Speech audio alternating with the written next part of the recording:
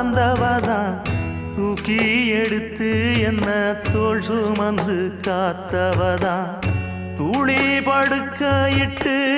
தூங்க பாட்டு படிச்சவதான் தூசி துரும்பு பட்டா தவதறி துடிச்சவதான் நோய் நொடியில்